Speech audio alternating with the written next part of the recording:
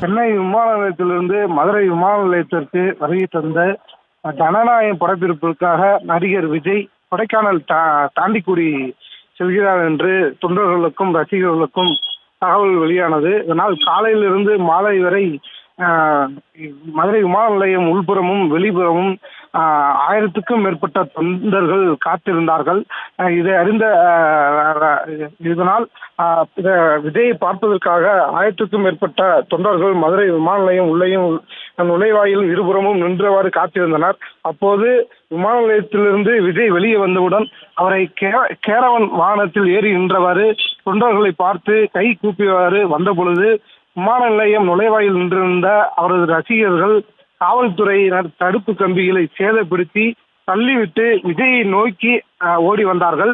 பின்பு அவருடைய கேரவன் வாகனம் முன்பு தொண்டர்கள் கூடியதால் விஜய் அவர்களை பார்த்து கைகூப்பி வணக்கம் தெரிவித்தார். உற்சாகமடைந்த தொண்டர் ஒருவர் கேரவன் வேன் மீது ஏறி விஜய்க்கு கை கொடுத்தார். உற்சாகமடைந்த தொண்டர்கள் மலர் தூவி வரவேற்றார்கள்.